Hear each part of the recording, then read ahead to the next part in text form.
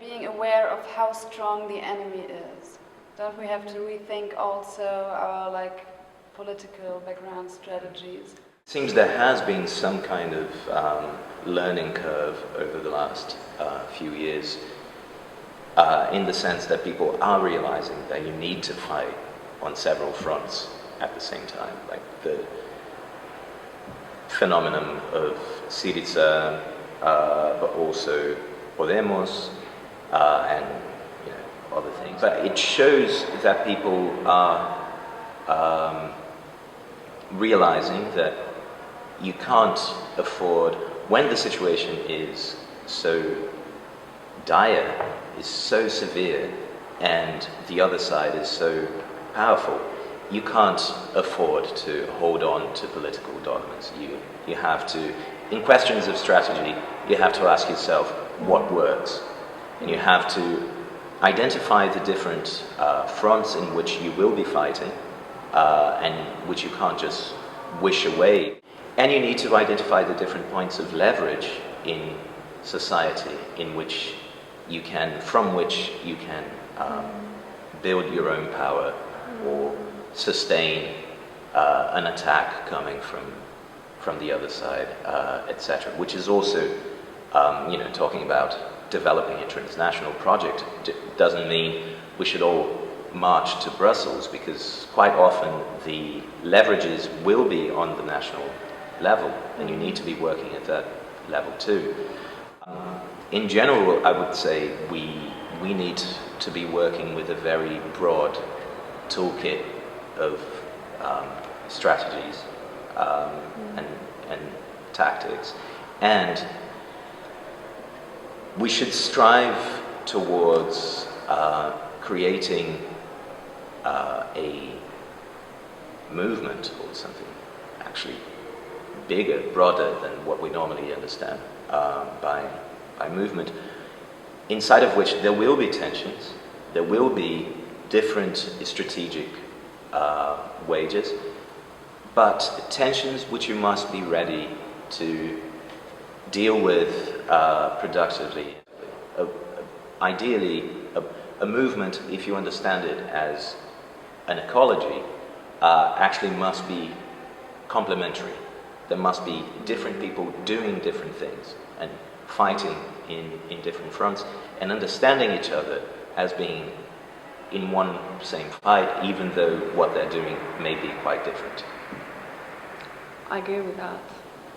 Tolerance and unity in diversity, as we used to say.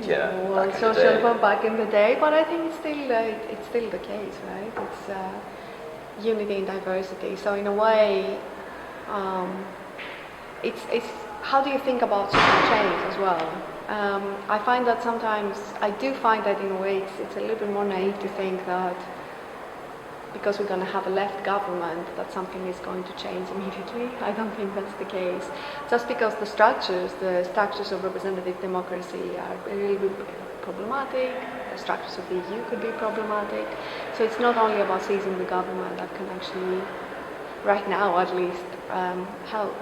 I think that we need to think about social change in a way as a death by 1,000 cuts. So you strike from different positions, and then suddenly things start to shift, and you always need to, and it's also strategy in process, right? So every time the context changes, every time you decide what are the next steps, and you revise, you see what works, and you go on. But you need good communication. If we start blaming each other, then there's no we cannot have a common strategy, we cannot have that kind of communication. As for our enemy, I don't think there's one enemy. There's many enemies. And once you start to see the many enemies and also the relationships between them, I think it's easier to think about strategies, because I don't think they are united. Right? So there are differences between national governments or different national political parties. There are differences between politicians, corporations, so that kind of power. So there are antagonisms there that I think a movement like ours could actually exploit and strike. upon, rather than think of it as one unified enemy that then becomes this fetishized, monolithic thing that it is extremely hard to pick apart and fight. I think it's better if, we think of our enemy also as an ecology. And by targeting specific parts of the ecology, maybe we start weakening the enemy as well. I think it's a better way of thinking about it. On a more narrative level, since we were talking about stories, I think that something that we can readily do is start to change, to turn the meaning of certain words that are used to justify the austerity project, right? Progress, responsibility, sustainability, growth. I think they're up for grabs, and I think that we should start by redefining what we mean by those terms, and this is where you hit them at a symbolic level. Well, one problem we often have is how to conceive the relationship between activists and normal people, as activists refer to them. So non-activists. I think another lesson of the last few years is that actually what we should work towards is not building a politics of activists, is building a politics of people, and actually being sufficiently flexible, sufficiently capable of listening, sufficiently capable of meeting people where they are, even though obviously we want to bring them to where we are, that we can actually create, build a social base that is diverse and is composed by people who didn't start out thinking the way we do. But then, of course, you seem to get stuck in a chicken or egg problem, whereby, well, of course we need to bring people in, but then in order to be capable to bring people in, we need more activists, because we know our organizational capacities are obviously always much smaller than the tasks that we have at hand. And this is actually one place in which I think something both of us discuss quite a lot, which is social media can play a role. People normally react to any opening like this with, well, but an actual campaign, an actual struggle is not a hashtag, which is absolutely true, but hashtags or, Twitter storms, Facebook campaigns, Tumblr blogs, etc., these are really important parts of our toolkit, precisely because the affordance that social media offers us is creating things that are way beyond our actual organizational capacities. We can produce results that exceed our the actual capacities that we have at present. What this means then is that you create these things not as an end in themselves, but precisely as a start.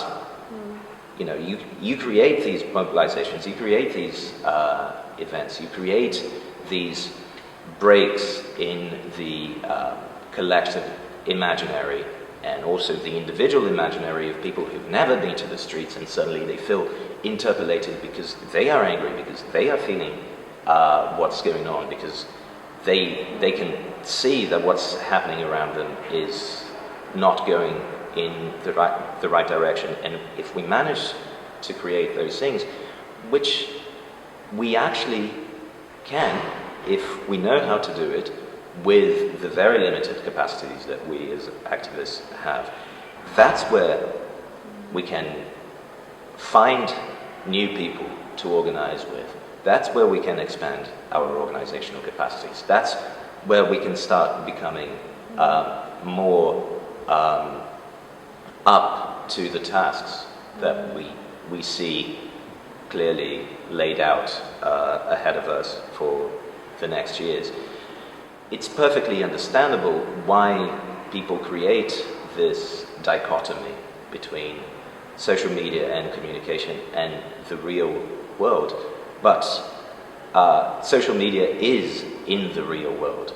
It's not trying to be the real world. It's one of the things that is in the real world. As a great friend and activist I know from Barcelona says, not everyone in the world is on Twitter, but everyone on Twitter is in the world. Yeah. And that in itself can produce effects. If you're saying something that speaks to what people are feeling, if you're doing it at the right time, we had a perfect example of that in the last week with the "This is a coup" hashtag, which at a key moment, yes, didn't save Greece, yes, didn't manage to find a better deal for Greece, didn't start a revolution or cure cancer, but shifted the discourse all over the world and became something that was incorporated into the discourse of politicians, into the discourse of the mainstream media, to the point that now people living in an island off the coast of Greece who don't have Twitter, who don't have Facebook, may have well heard about that hashtag, or may have well heard the discourse that has resulted from that hashtag. Because it also gets reported in the media, in the mainstream media, in television and all that. So it's a way of changing the discourse. I completely agree with you. I'm thinking, should we be talking about activists even? I'm thinking that it's better to talk about people who taking action, or people willing to take action. So it's not a characteristic of somebody like being an activist, but it's an active process that people are engaged in. And I think people are engaged in the process of taking action everywhere. I think it's better, instead of thinking how do we move people to our side, particularly if we're struggling ourselves to find alternatives, it's better to see what people are already doing, which is again brings me to solidarity projects, which for many people do not even have a political significance. They look at them as short-term humanitarian relief, so not really a political thing. But I think it is political, because what you have is a change of political culture where people are taking action. And it is also based on local networks, family networks, social relations that already exist, which in a way is also the power of social media, because it builds on social relationships that are maintained through different communication platforms and through different contexts as well. So I think it's quite important to see what people are already doing. The feelings not only of anger but of love and caring, because that's how we get out of the crisis created by austerity, right? We have to also care for each other, and people are already doing it. So I think these are certain things that we need to build on, and it's not only it's practices, people's practices of caring for each other. Yes, so I think that's where we go. That's what we do.